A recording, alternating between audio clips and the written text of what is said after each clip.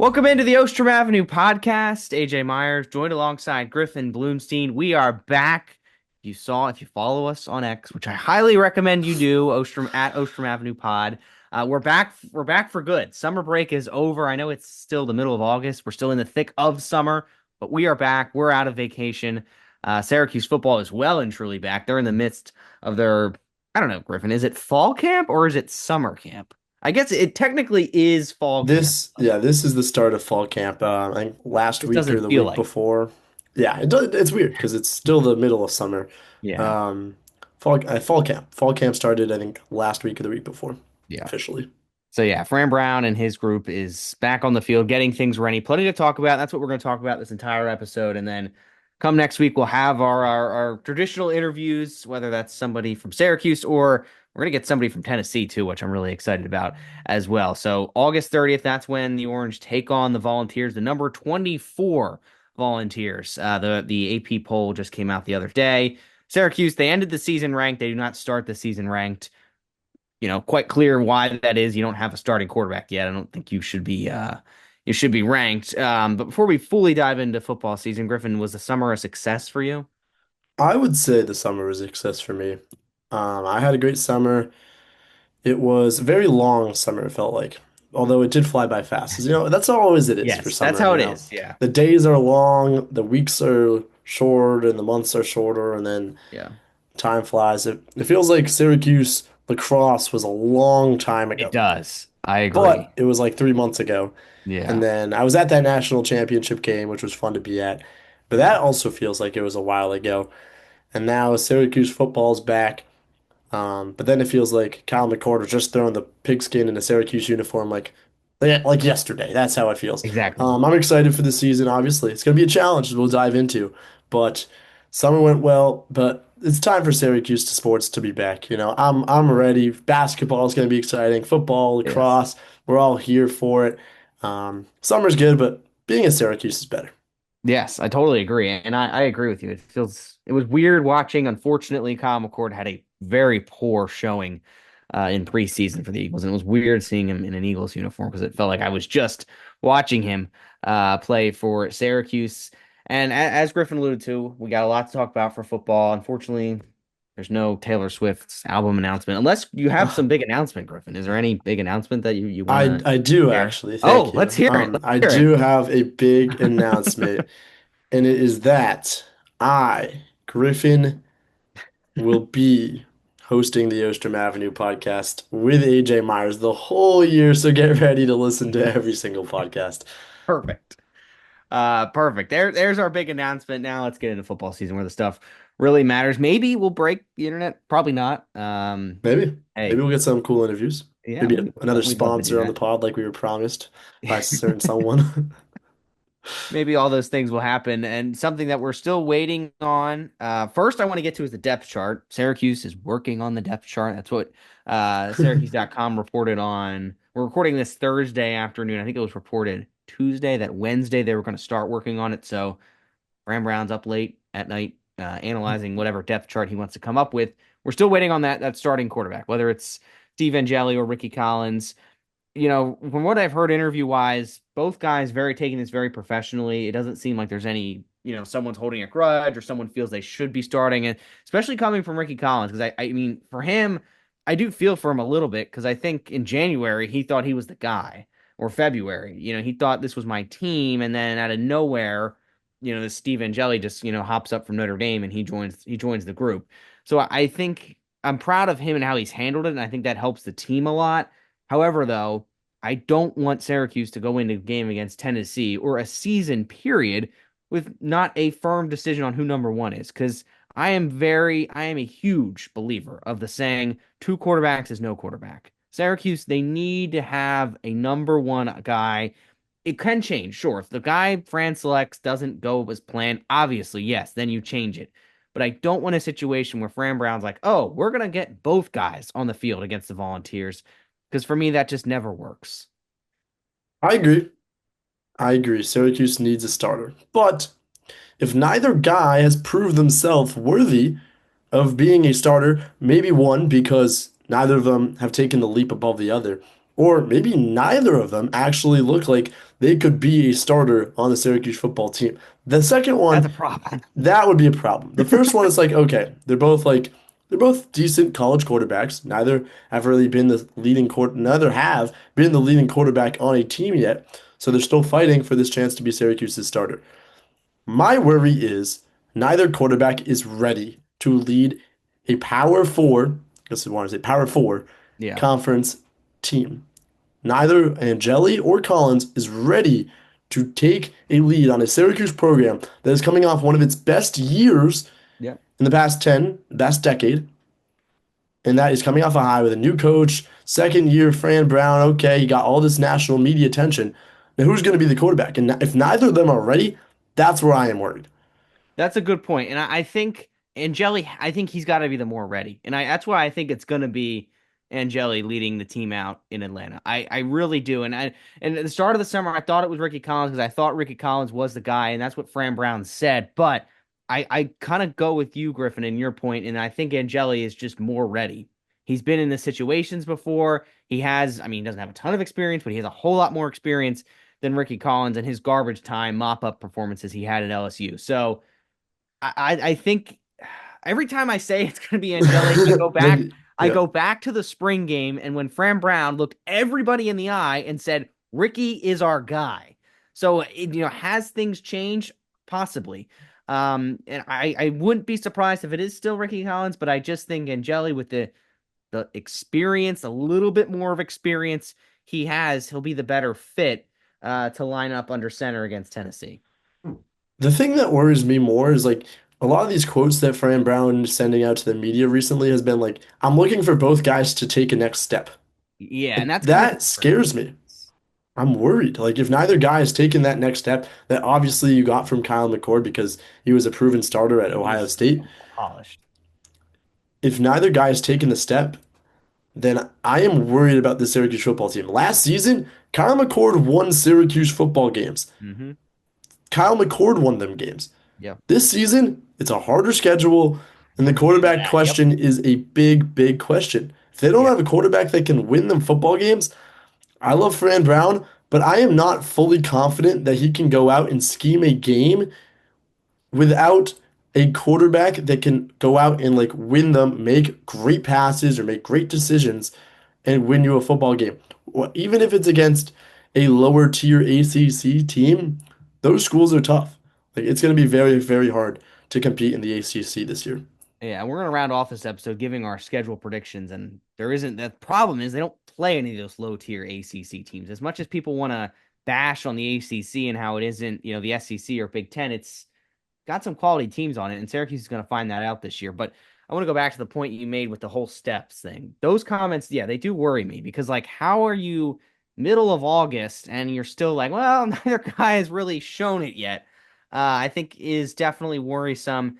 And look, they need a quarterback. They need a guy starting, and I think it's going to be interesting when he names it because how long do you wait? I think if he hasn't named one by next week, I think you're in a situation where he's going to be rolling with two, and we're going to see Angeli take a few snaps against the Volunteers, and then we're going to see Ricky Collins take a few snaps. And I don't love that, but I part of me feels like that's the way the ship's going because he hasn't named one yet, and we're pretty well into fall camp. It's not like it's just the guys just got out there. No, they've all been out there, and for some reason Fran Brown still has yet to choose who he wants. Syracuse also had a scrimmage the other day. Yes. Both quarterbacks obviously played. And still after that, they haven't made a decision. Yeah. I just don't know how much more the coaches can see out of these two guys. Maybe they need another week, but after that, it's like, okay, hey, Tennessee's coming. school starts in 2 weeks. Yeah. You got Tennessee in Yeah. Atlanta, college kickoff Yeah. in on prime time, noon game on ABC in the Mercedes-Benz Stadium, and you got to go with a guy. You got to be all confident in one guy, and it's the 29th, 15 days. Yeah, 15 days. it's coming up, and that will definitely we said it at the start of the summer. What this quarterback situation is going to be like, still unresolved, which I'm not super surprised, but I think it would have given me and a lot of Syracuse fans reassurance if Fran Brown was like, "This is our guy," and that's the thing. He said that in the spring. He said Ricky's our guy, but obviously he's definitely taken that back since the arrival of Steve Angeli. And I think it does go into the spot. We've talked about the defense and the question marks there, but I want to keep it towards the offense and other question marks that we have there. But I want to start with where there's no question marks, and that's in the running back room. And Syracuse had a good running game last year, of course, but I think they're going to have to lean on it a lot more this year. And I think with Yasin Willis and Will Nixon back healthy, that's two really good tandem running backs to have, especially when I don't think Yasin is yet to nail down, he's the guy yet. He's still just a sophomore, but now you have a redshirt senior and Will Nixon, plenty of experience. They're going to ask him to carry a bulk of the load along with Yasin. I agree. I mean, going into last season, people thought that Yasin was about to be RB2 Yeah. and have a lot of good, meaningful reps for Syracuse. He was In some of good. those, he was good. He was good. He was fine. But in some of those practices, I remember the spring game last year, like he looked really, really good. Yeah. And then he didn't not necessarily live up to the hype, but that's just because LeQuint Allen was Yeah. playing Yeah. basically every single snap. The meaningful This ones. season, I think Willis is going to have a very, very strong year. He's a dominant power back, can run above you, can run through you, can run around you. And then Will Nixon, he's your third down guy. He can catch passes out of the backfield. He's good for once in a while, second down, draw up the middle. Will Nixon, he's experienced. With Yasin Willis, he hasn't really been that number one guy, but I think he can be that guy. I think he can take over for LeQuint Allen, Sean Tucker before him. Syracuse has a very, very strong history of Yeah, running backs. And I absolutely. would not be surprised if Willis is one of those guys. He's not going to be as good, obviously, as the Littles of the world. But when you have, when you're following two guys that got NFL touches in LeQuint Allen and Sean Tucker, you pick up on certain things. And I think Willis is going to do that. LeQuint was probably a very good teacher, very good figure in that room for Willis to learn as a freshman. Now in a sophomore season, I think he's going to do really well. I'm not really worried about the running back room. I don't think there's going to be a star necessarily coming out of it unless Willis surprises us. But I think it's a very steady room that's going to help whichever quarterback takes over. Yeah, I think Willis, I think he could definitely have a breakout year, but I think that does bring me some comfort that knowing that okay, running the ball shouldn't be an issue, especially with a pretty decent offensive line you hope for Syracuse. So that should give some reassurance. And then I want to go tackle the other two big skill position spots. One at tight end. Of course, no more Rondé Gadsden. And, we talked at the start of this episode about things that don't feel that long ago. Something that does feel a long time ago, for me at least, is when Dan Villari was quarterback. This was, of course, this was after Dino Babers, was fired and right as he was getting fired. Dan Villari was playing games where he completed 14 passes, or he was playing games where he was 4 of 11 in a bowl game against South Florida that you still hear every time we start the Ostrom Avenue podcast. We're going to work on changing that. Don't worry, though. But Dan Villari is a tight end, and he had a really poor year last season. He just never got the ball. But now he's the main guy at tight end. He's a redshirt senior. This is his last big, moment in orange. And I think, tight end wasn't really a spot Syracuse used last year because of Rondé Gadsden, of course. Like, is he a tight end? Is he a wide receiver? We never really figured that out. But now, Dan Villari is, your prototypical tight end. If Syracuse could get him involved more in the offense, I think that'd be a huge bonus. He's just a guy that you never really know what to expect from Dan No. Villari. Like last season, he He didn't disappeared get at games. he didn't get anywhere close to as many touches as he did the year before. One And it's touchdown. not really his fault. Like the offense was completely different where you're not really hitting your traditional tight ends as much. You're going over the middle to Oronde Gaston or out wide to Or Trevor Oronde Payne, yeah. Gaston. Yeah, yeah, exactly. But I'm looking for not necessarily. I don't think he's going to get touches at running back or maybe or quarterback. No, You know, hopefully not. hopefully not. Hopefully, but I think the one guy I am excited out of this tight ends room, it's Jamie Tremble. He was one of those blue chip recruits that was originally brought in under Dino Babers. You have to Yeah. remember that he was here. He was committed here before Fran Brown um, came to Syracuse. Now, I think Jamie Tremble's been going through a couple of things, a couple of injuries in fall camp, but Tommy Tremble in the NFL, Jamie grew up playing football around Tommy. Like that matters. Having a relative that is in the NFL, having someone around you, in addition to Rondé Gadsden, who brings an NFL mindset, that is going to be good for Jamie. I think he's going to be used. I'm not sure how much he's going to be used because even when you have that kind of level of recruit that was brought in, usually if he doesn't make an impact in the first year, or at Probably least his won't. name is brought up, even though it's a very deep room, it says a little something. But here's one guy that I'm very looking forward to seeing if he's going to be used in this offense. I think he just adds another level of talent to Syracuse football that you might not see from a Dan Villari, where Dan Villari is not going to go up and catch balls. He's going to Yeah. go over the middle, catch the balls he's supposed to. But I want someone like Rondé Gatson who can go climb the ladder. And I think that's going to be Jamie Tremble. If he gets used as much in this offense, only time will tell. But one name I'm looking out for is definitely Tremble. Yeah, and I think Villari can be used as a red zone threat too, kind of Definitely. bumping the ball in short yardage spots, and then to the wide receiver, of course, Trevor Pena, the big one who departed from Penn State. Darrell Gill, he had a huge season last year, came out of nowhere. An expectation will be for him to really fill that wide receiver one spot, and then everything else is kind of up for grabs. I'm really excited to watch Emmanuel Ross. He only played 4 games last year, so he kept that red shirt alive. He's going to have a full season under his belt now, and hopefully he gets more reps. And then a guy I was really excited about last season came over from Colorado State, Justice Ross Simmons, suffered an injury at the start of the year, never got going except I think it was Virginia Tech. He had a huge game. He had a big touchdown completion. I think it was like 30-yard completion or something. He's a speedster, and I think senior year now, this is all left for him. I think he's bound for a big year, and they need a big year from him as well.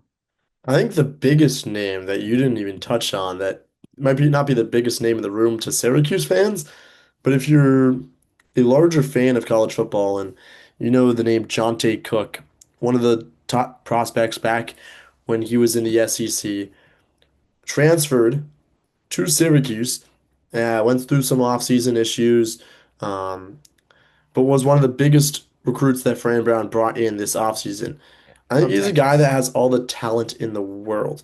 Now, the question is, can he keep his head down, focus on football, and be in meaningful impact for Syracuse football? And I think the answer is yes. I think there's something about Fran Brown where he really connects with players. Mhm. And Cook was at Texas, what taught from the same high school as Big Byron Washington, one of the freshmen coming into this year that, AJ and I like to talk about because he's biggest guy in this football team by far. And it'll be interesting to see him in a couple of years. But same high school as Big Byron Washington.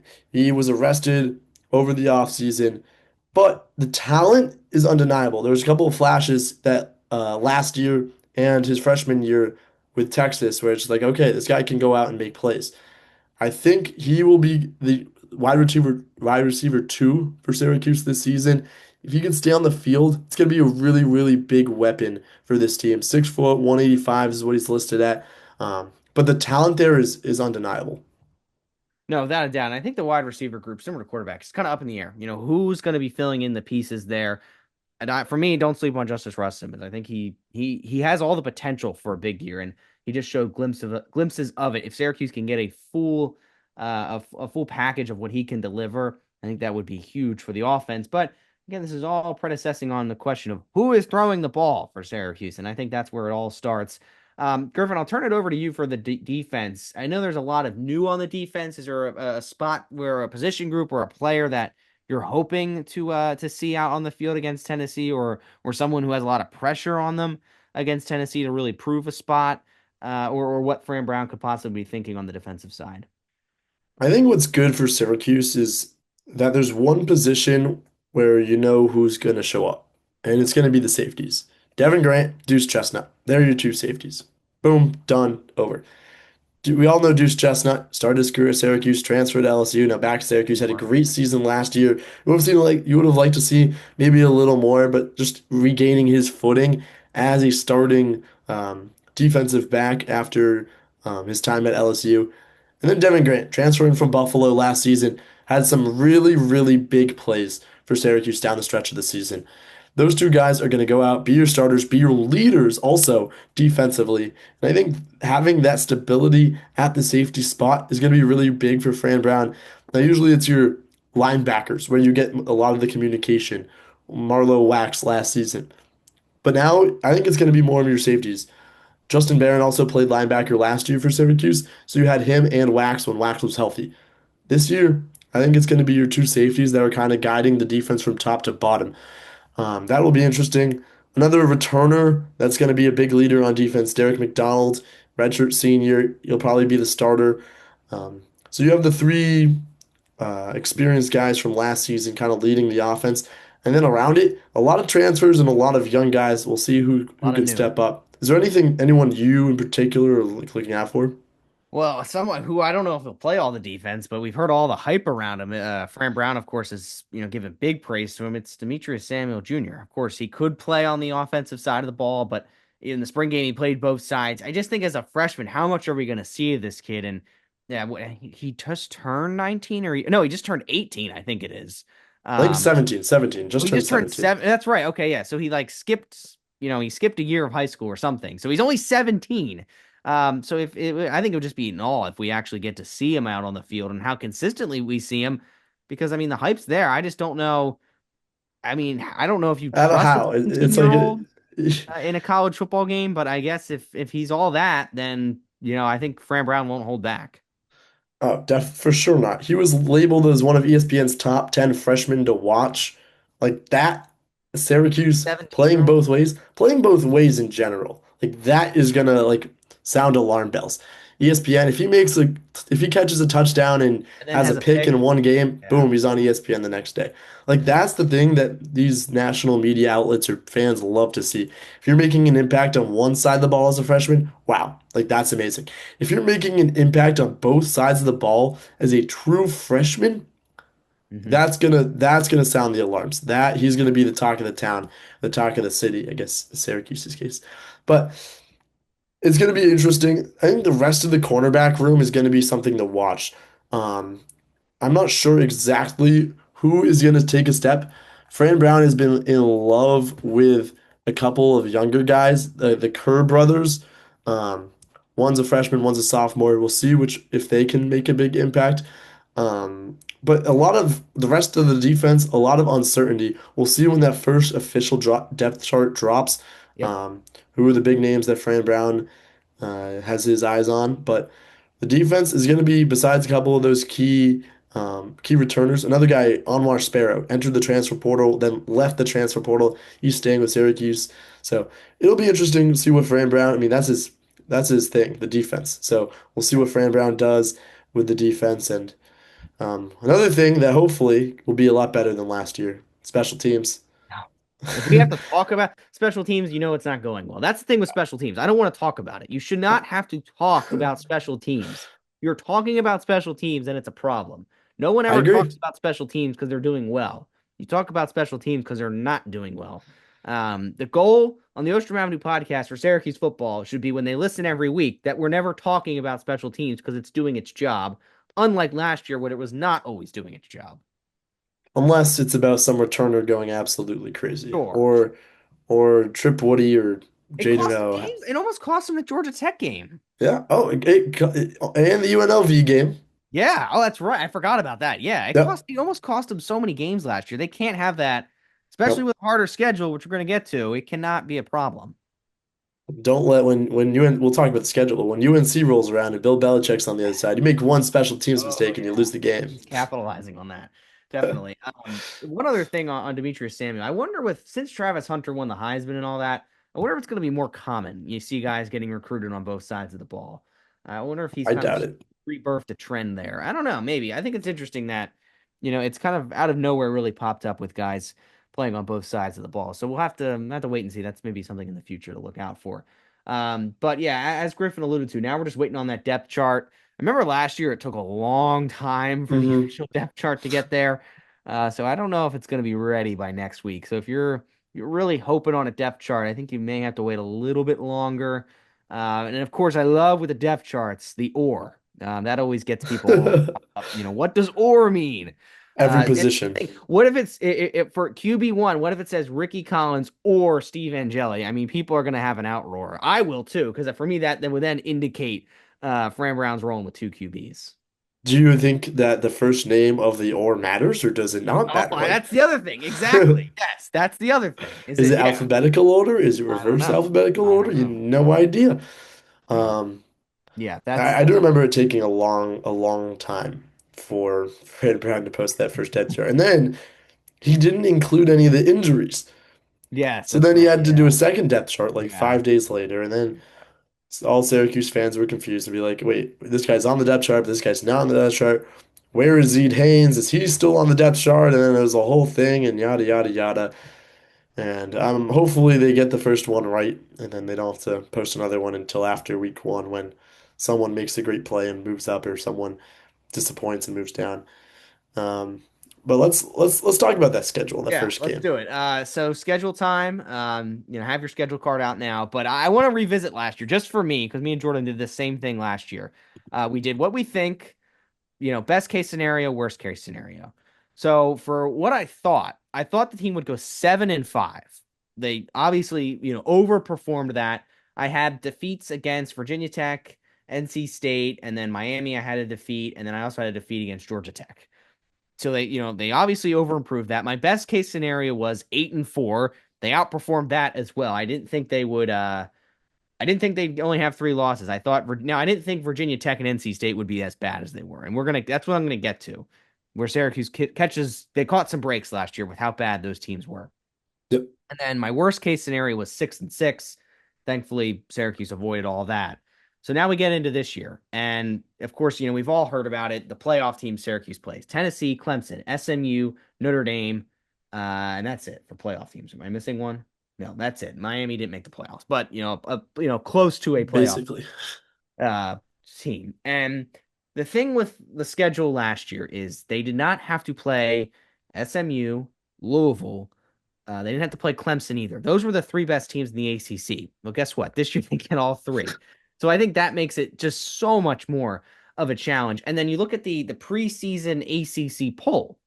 Syracuse only plays one team below them in the preseason poll, and that's Boston College, who are 13th, and Syracuse is 12th. Everyone else for ACC opponents, Syracuse plays, they are ranked above them in the preseason ACC poll. How much you make of a preseason poll is, whatever, but I think that's interesting, and I think it just shows how much more challenging this schedule is. So, for my worst case scenario, this is not going to happen. I hope not is they only win two games, and that would be against UConn and Colgate. I don't think that's going to happen. That would, be a disastrous second year for Fran Brown. Another, a best before I get to my real prediction, best case scenario, I don't think they win more than 8 games. I don't think they can rattle off wins against Tennessee, Clemson, SMU, Georgia Tech, and Miami and Notre Dame. All those games on the road. I don't think they can beat all of those teams, or most of those teams. I think there's losses somewhere in that group. Hopefully there's more wins than losses, but I just don't think that's going to happen without a clear starting quarterback. So much, nuances on the defense, as we just said. I just don't think that's going to happen. So what I do think is going to happen, and this kind of surprised me when I was doing this last night and what I thought. I think I can't nail it down. Maybe I will by the end of our conversation. I think it's somewhere between 4-8 and 5-7. I do. And I So know is that's, there anything in between there? I don't think so. You mean 4-8 and 5-7, you think? I think it's Hmm. somewhere there. I think, and I know that's disappointing. I know that's a slope down from last year, but I think the schedule is just that much harder. I don't think they can get wins against what the teams I just rattled off, all on the road at Clemson, at Georgia Tech, at SMU, at Notre Dame. Those are hard road games. And especially at the end of the season, at Miami, at Notre Dame, back to back is not easy at all. And then you look at the games at home. I mean, Pitt's a good team. Duke's a good team. North Carolina's a good team. I mean, the only layup they have in the conference is Boston College, and they lost to Boston College last season. Of course, it was on the road. This year will be at home, so maybe it'll be a different story. But I don't think they can, what games they win on the road? That's, I think, the big thing is where do they get road wins? Um, and that's just going to be hard to tell. So I'm somewhere between 4-8 and 5-7. I'll lean 5-7 just because I believe in Fran Brown. So I'll nail down my final thing as the Syracuse going 5-7. I get wins against Boston College, Pitt, Duke, Colgate, and UConn. It's going to be hard. This season for Syracuse fans, after the highest of highs last season, storming the field, beating a top 10 team, forcing Miami out of the playoff, Fran Brown, Kyle McCord, LeQuint Allen, Aronde Gadsden, Marlowe the Wax. season's going to be difficult. Yeah. It's going to be difficult. That being said, Tennessee has its uncertainties. It does. They just named their starting quarterback either today or yesterday, Joey Aguilar from UCLA. I mean, Nico Iamaleava, the quarterback that transferred from Tennessee, away from Tennessee, Mhm. was supposed to be one of the best quarterbacks in the country. He was supposed to be Tennessee's rock and soul and get them to the playoff. That's what it was supposed to be for Tennessee. And then they come out and they're ranked 24th. This is a neutral site game. Fran Brown loves being the underdog. Now, I don't think they win. I'm not saying that. Okay. Yeah, and like I said, But neutral site. I don't. There's gonna be so much Tennessee there. I mean, there's I going to know be a lot of Syracuse Tennessee. It's going to be travel. almost all Tennessee. Yeah, it's gonna be Tennessee.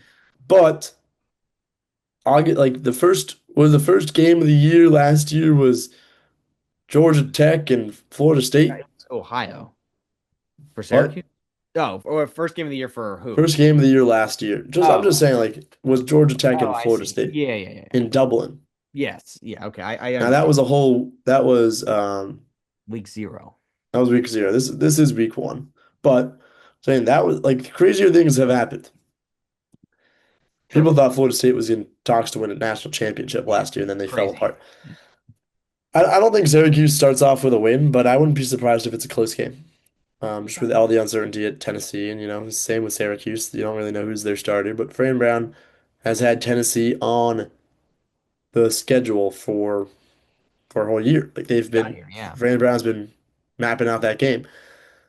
Now, from there, it gets a little easier. You get 2 wins, UConn and Colgate. I don't really think those are, you can't look, I don't think you can look past them, but you can. UConn played really well last year against Syracuse. They have a good program there, but But levels it is Syracuse. UConn. Let's be completely honest. It's UConn. They're not coming into the dome and beating Syracuse. It's not going to happen. And then you play Clemson with Heisman top 5 candidate Cade Klubnik, Dabo Sweeney, who loves playing against Syracuse. Yeah, I mean, well, no, Um, he hated playing. He hated playing against Dino Babers. well, He said that. that He that said that was that was multiple one that was times. one time. Yeah, now it's a new era for Syracuse. So It it's is a gonna new era for Syracuse, but besides that one win, and Syracuse actually almost beat Clemson a oh couple times. yeah. Oh yeah. 2018, it was a really really close game. And Syracuse then honestly they should have won were that game if it 6 wasn't and for 0, 7 and 0, yeah. I mean, 2022. ETN turned into an absolute beast with 3 rushing touchdowns that won Clemson the game, but Eric Dungey almost led Syracuse to the promised land there. But well, I don't think they win that. It's a loss. It'll Duke, be interesting. Dino Babers always played well against Clemson. It will be interesting to see if Fran Brown can conjure up that same kind of Clemson magic. I Uh, mean, he Dabo owes Fran Brown for getting him into the college football playoff. he does. So that it'll be an interesting game. But again, I I don't think it on will the be. road, I don't I think don't it'll think it be. will be. I think Clemson's gonna beat the brakes off of Yeah. Syracuse. The games that really matter for Syracuse this season Oh, the is homes for me. yeah, the home games. Duke, Pitt, and UNC. UNC. Yep. Syracuse takes 2 of 3, then they can potentially get a bowl game. If not, it's going to be a rough season. Because realistically, the only away game that I see Syracuse winning potentially is Georgia Tech. Yeah, same. Like, wouldn't be surprised if they go down to Miami. If Miami gets off to a bad start with Yeah. uh, Carson Beck, like potentially Miami. But Notre Dame has Jeremiah Love, who's a ridiculous running back, who could run for 300 yards in any given game.